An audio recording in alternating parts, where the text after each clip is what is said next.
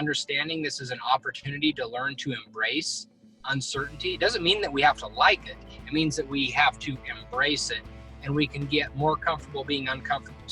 Hi everybody, I'm Becky Pearson with Pearson Physical Therapy and Pivot Point Equine, and I am joined today with Ty Hillman, and I am going to let Ty introduce himself and tell everybody a little bit about him and what he does, and we'll go from there.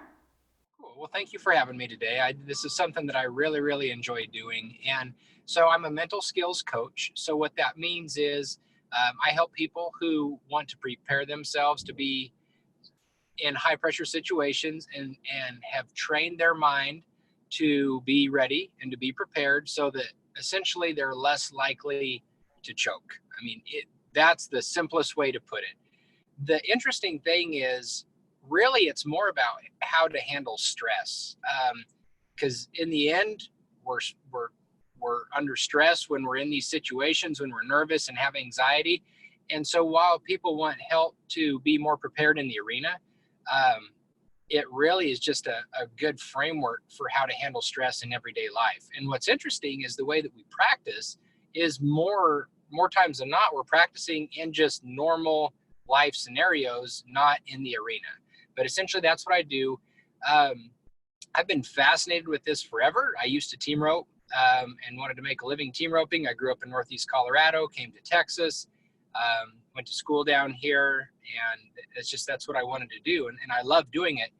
But when I was about 16, I realized that there was a big time disconnect between the way that I practiced and the way that I performed when I put money up. And I'm like, what is going on here? Because I knew I didn't just magically lose my skill or something. And so that's what started the idea of this. And I read my first sports psychology book, The Inner Game of Tennis, when I was 16. And since then, I've been fascinated with it. I've used it for me. I have a heart. I love helping people. So then I started sharing with other people. And I married Stevie. Go several years, she starts competing professionally. The opportunity presents itself to start coaching full time, and so here we are. Great. Yeah, it is. I think, what is the saying? The game is 90% mental and 10% physical. And so I think you've really touched on a great need out there. I think other sports probably recognized that maybe earlier than rodeo, maybe not, or the people that were really good at the mental game in rodeo, they did it without even really knowing that they were doing it. So I think it's great that you have the background that you have, and then the skills to be able to help people manage that stress. Yeah. So it's interesting because, you know, as you alluded to, the mental part of it is extremely important. But I always have to preface everything that there's no substitute for the practice of the physical skills. So, you know, we can prepare our minds to, by the way that we think, to help put ourselves in the right state of mind before we perform, or how to be resilient, or to be confident, or to practice the ability to focus, or whatever. Those are extremely important. But in the end, we've got to do the physical practicing first. There's no substitute. But where it really becomes apparent that the mental game or the mental aspect of performance is important is when you get to a high level, and whether that's in a high level in your group. It doesn't mean professional. It just means in your peer group, whether it's middle school, high school, college, the business world that you're in. When everybody's got a similar skill set because they've practiced, and if they were to rope the dummy or be at home or whatever, you know, they kind of have the same catch percentages, so to speak. But where you really start to see it then is the people that have done the work. All of a sudden now, you know, now that there's money up, or they've traveled across the United States for this one event, and everybody's been, you know, counting on them, they feel like, so to speak, that's when you really start to see it then makes a difference, you know. And so but I love it because if the sooner I think that you can be aware of it at a younger age, the less likely you are to fall in some of the traps that there are, like finding your identity and your performance. That's a really big one, because then we're just kind of afraid to lose, and there's a lot of things that are associated with that. So there's several things that absolutely help you along the way. And anyway, it's just something that I love doing, because I've seen the difference in my own life, and then I've seen it in other people's lives. What I really like what drives me to do this is thinking about someone really finding, achieving maybe their utmost potential. Because who knows, we all have different potential, right? We know that. It's easy to say that with horses. Some horses have a ton of potential, some max out and they're average, and that's okay, and so we're all kind of in the same boat. But I love people when they feel progress, and I love it when they are happy and they enjoy doing it, because I burn myself out roping, and it was when I was maybe in college, I didn't understand some of the things that I do now. And the thing that I used to love doing, that I worked hours a day to do, the thing that I moved to Texas for, I didn't even like doing anymore. And I hate seeing it when people have, because it's a terrible feeling, So that's another part of this that I really enjoy doing, and working with people, because there's a lot of satisfaction in people being happy, enjoying the hard work that they're doing, and then feeling like they're making progress. I agree. I totally agree. One of the things that I think is really interesting, and that I found for myself, so I started kind of reading some of the sports psychology books years ago when I had a horse that I was having a hard time getting with. And I was really surprised, or maybe I shouldn't have been so surprised, but I was, about how much it carried over into my business. And so you touched on it a little bit earlier about, whether you're, in a sports or a business, this all can be about just managing your stress and keeping that energy level up in a stressful situation, so that you, when things get tough, not just curling up into a ball, or giving into that fear, of keeping that energy up, and kind of the fake it till you make it, but really in your mind, flipping that script of, I can do this. And I think that's so important for all of us. And we're recording this during COVID-19 isolation, quarantine type of stuff. And so I think so many people right now are very worried and scared. And do you have any suggestions for people managing that type of stress? Yeah. So, anxiety is an excessive fear of the future. And so we all have uncertainty. And some people handle that better than others. Some people do anything they can to avoid uncertainty and unpredictability.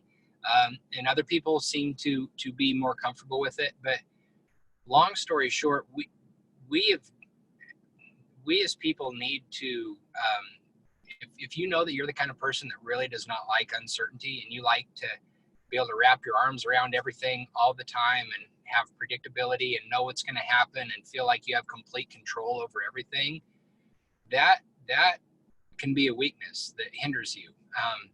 So this is a perfect example. What you just said, COVID-19 is a perfect example. There's a lot of uncertainty. Who knows when we'll be able to go back to work or not, or resume what we call normal life. Who knows what the economy is going to be like? Just nobody knows. So the one thing that I think is really important that we all have to do is we want to make a habit out of focusing on the things that we have control over or influence over. We don't always control things, but we have influence over them. For example, when we talk about riding our horses and our horse in the run, we're not controlling our horse in the run in real time.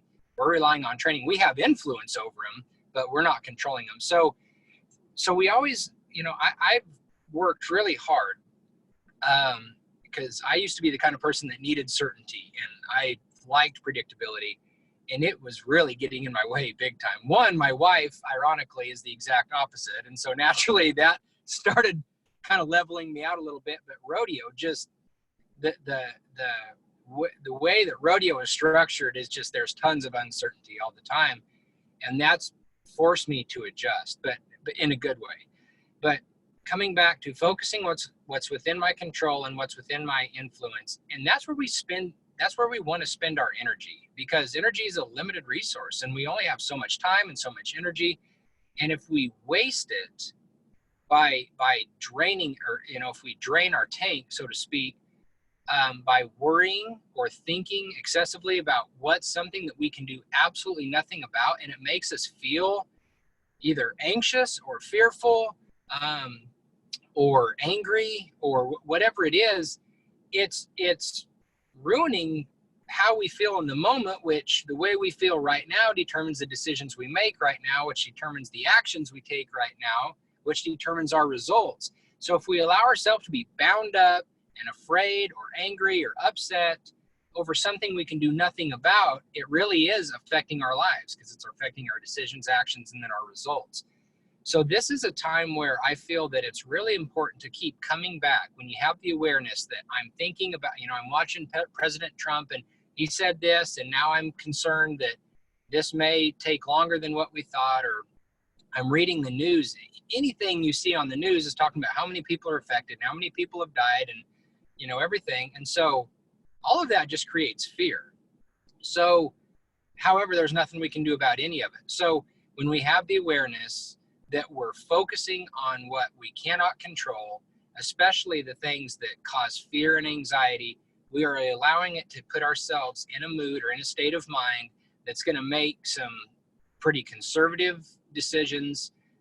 We're likely to not do the things that we can and should do to help ourselves be the best selves we can be, even in this challenging time. So to answer your question, I think right now, understanding this is an opportunity to learn to embrace uncertainty. It doesn't mean that we have to like it. It means that we have to embrace it, and we can get more comfortable being uncomfortable, so to speak. That's something that we've all heard, but it's true, because, so now I'll go back to the arena. Everybody that I ever talked to know that they're capable of doing better, and they have these goals that they want to achieve. Well, to achieve these goals, it's uncomfortable. When you get there and you're in the arena, you're at the rodeo, and the crowds in the stands and the families there, and they know what opportunity is there in front of you, or you've traveled across the country and put up a big, high entry fees, and that's uncomfortable too. However, if we want to perform at our best, we need to be somewhat comfortable with that situation, to where we at least don't get in our own way, and we can do what we've practiced and prepared to do. So if we know that, for example, if you're wanting to be, reach your higher potential, then we know that in order for that to happen, you're going to be in stressful situations. So we better get used to handling that, because it just comes with the territory. You cannot be the world champion without being in the short round of Cheyenne and Reno and 10 days at the NFR and having your horse hit a barrel to win the average, or whatever. There's no way around it. So we might as well get ready and get prepared for it. COVID-19 is just one opportunity for us to be in the middle of uncertainty, not know what's going on, be uncomfortable, and say, you know what? I don't know what's going on. I don't like this, but I'm going to choose to embrace it. And I'm going to use this as an opportunity to get a little bit more comfortable with how this feels. Does that make sense? Yeah, I think that's great advice. I think, you can only control what you're doing in your mind, and it is just wasted energy to try to manipulate things that are beyond your control. So I think that is great advice. Yeah. When we focus on things outside of our control, it also creates a feeling of helplessness. And then if we don't feel like we have any influence over what's going on, it's easier to kind of take a back seat and just be like, well, no matter what I do, nothing I can do can change this thing. And it's almost like we give ourselves permission to be lazy or to not do what we know that we should do. And just again, it comes back to how it makes us feel. And the way that we feel is just, you know, it's so important that we become good managers and learn how to try to put ourselves in the states of mind that we want to be in versus getting jerked around by outside circumstances, so to speak. So when we focus on things outside of our control, though, it makes us feel helpless. And when we feel helpless, we don't try as hard. So we're a physical therapy clinic. I'm a physical therapist. I deal with people all the time that have had devastating injuries. Athletes dislocating joints, tearing up pretty much every ligament in their knee. Rodeo athletes, high school star, whatever, college athletes. What, there's a real mental side of that. Do you have some words of wisdom or, if somebody comes to you with, this, hey, Ty, I just blew my knee out in the, semifinals of the WCRA, how do you get past that mental, is this knee gonna hold me up again, and I think that's probably our biggest challenge. As physical therapists, we can help them through a lot of that immediate, okay, this is what's going to happen now. But there is that big fear when they go back to competing, is this going to hold up for me? Yeah, absolutely. And understandably so. I mean, if you're working with them, they've gone through something probably pretty painful, I would assume. And it's completely adjusted what they were doing before, and maybe the uncertainty of their business or hobby, or, whatever it is that they were doing. Am I done? Or, I mean, can I continue to do this? So, okay, more uncertainty, right? I mean, we're faced with the uncertainty once again. But so I think it's a really good time to make sure that they're extremely clear. Why do they want to do whatever it is that they're rehabbing for? Now, if it's just so that you can walk normal again or have normal daily functions again, that's pretty obvious. But if you're wanting to go back and train again for an event, maybe it's the event that you got hurt in, you're going to have to, now's the time to ask yourself and get super clear. Why do I do this? Is it important? Is doing this thing important enough for me to take a chance of getting hurt like this again? Because it's fresh on our mind now, and the pain and the challenge and the time spent doing it, it's fresh on our mind. So I think that it's going to be important for someone to say, do I still want to continue to play basketball, rope calves, whatever it is? Because I've always known that something like this is capable of happening, but now that I've just lived through it, it might take on a whole new meaning. And I think if someone decides no, it doesn't make them a quitter. It just means, hey, the price that I just paid is not worth what I thought I wanted to accomplish. So to me, that's got to get really clear. So until somebody does that, there's going to be this lingering doubt of, do I want to? Do I not want to? I want to do it, but I don't want to get hurt at the same time. And it's going to be hard to be kind of all in, because I would assume, thankfully, I haven't had to go through something like that, but I do know people that have. And you get to a certain point where it's time to cowboy up and either do it or don't. And because the kind of lukewarm approach isn't going to get you very far. You're not going to rehab very good, and you're certainly not going to perform very well either. So get super clear, decide if it's worth the price. Let's just say they do decide that it is worth the price. Okay, yes, this is what I want to do. However, I'm still afraid. Perfectly normal. Our brain is designed to keep us safe, not make us happy or accomplish goals. So our brain is going to be trying to get us not to do something that it perceives as a threat. That's naturally how we're wired. You just got hurt. Obviously, this thing that you're doing now is a threat. So there's going to be some challenge in overriding that as well. So we just have to know that going in. Just because we decide, yes, this is something I want to do and it's important, doesn't mean the fear is going to go away. So we just know that voice is still going to be there. We've got to override it.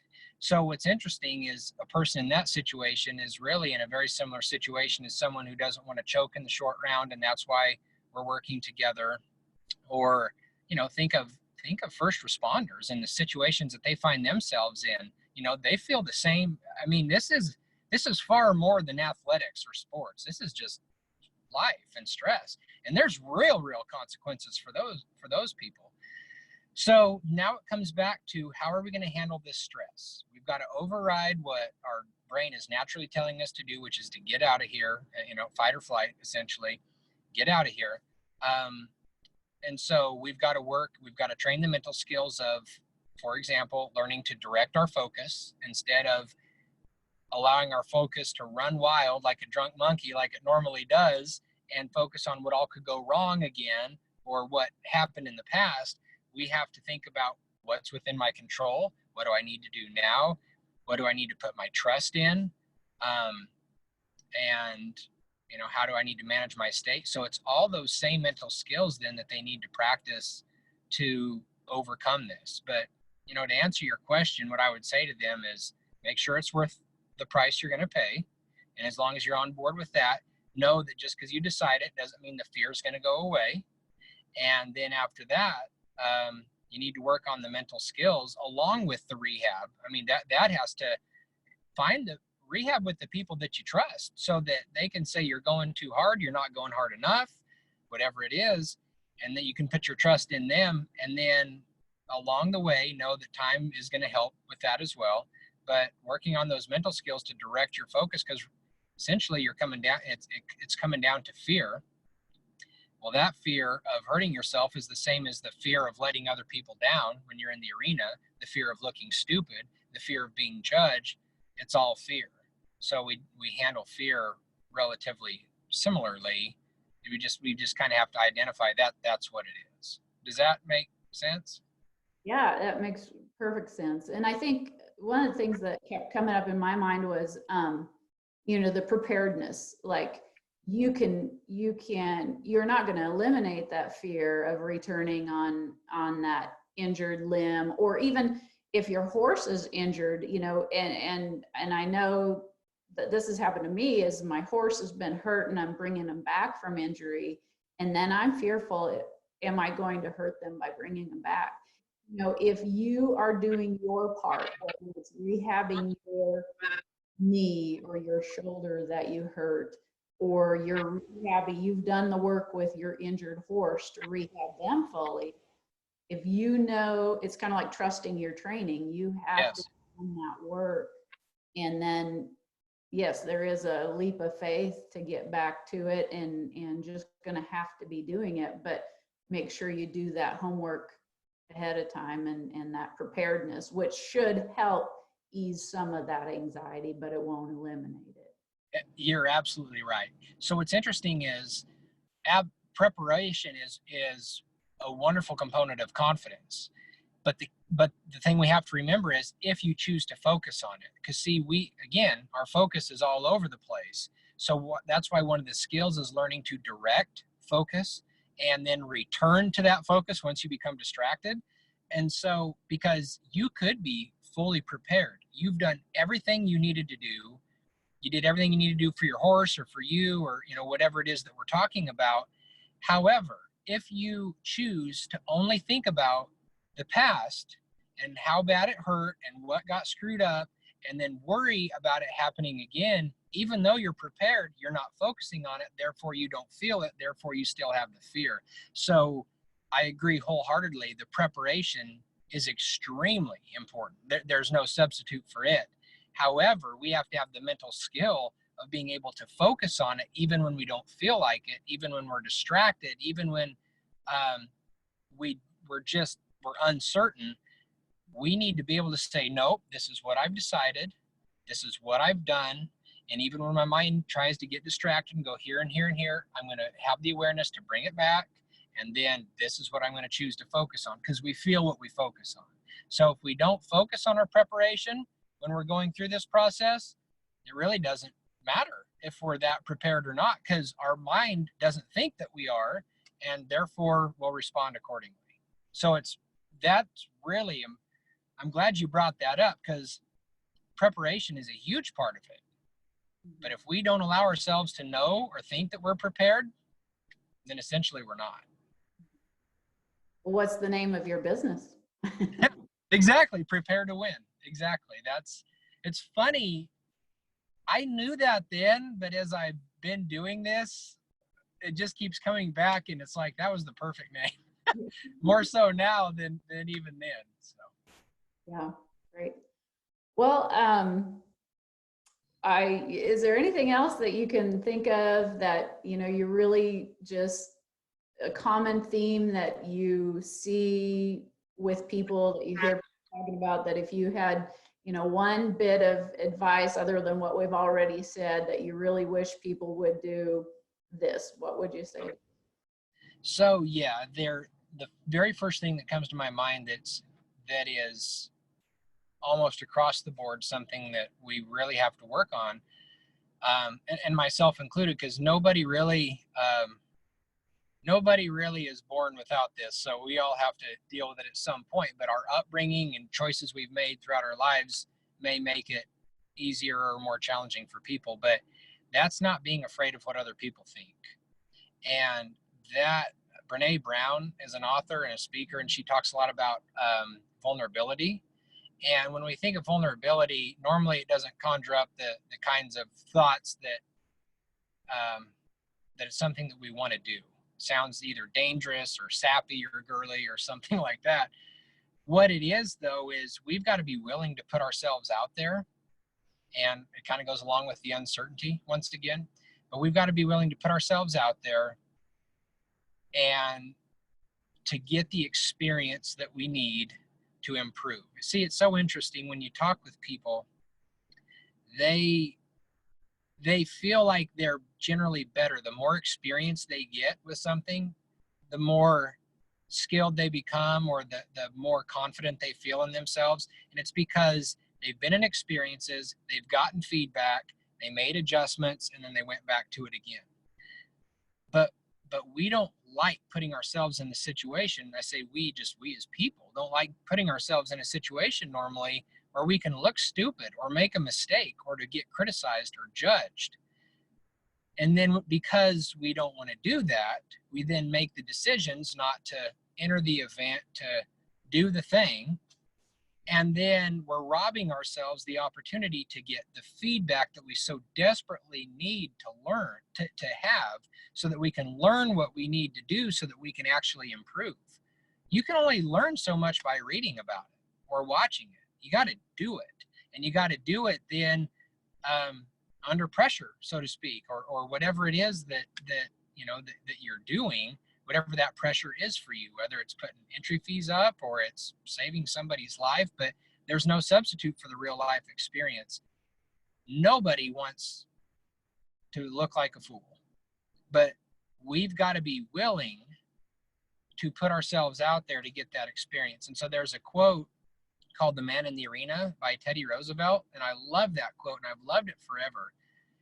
It says, I don't remember the whole thing, but it starts off with, "It's not the critic who counts. It's not how the strong man stumbles or whether doer of deeds could have done them better. The credit belongs to the man who's actually in the arena, whose face is marred by dust and sweat and blood, who strives or valiantly or whatever." And basically he just goes on to say, it's not the critic.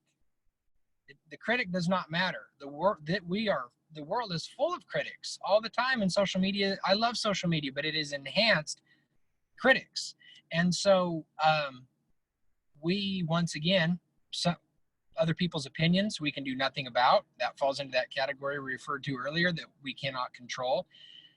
So we want to get to the point where we're not concerned about what people think. Now, when I say that, we have a handful of people, our family, our loved ones, the people that we give permission to be in our inner circle. We care what they think because they help us. They help us see blind spots. They help mold us. They help us. So it's not that we don't care what anybody in the world thinks. We just don't care what most critics think. Unless you fall in those people, that handful of people that I give permission to, I come from a line of people pleasing, and I want everybody to be happy and to love me.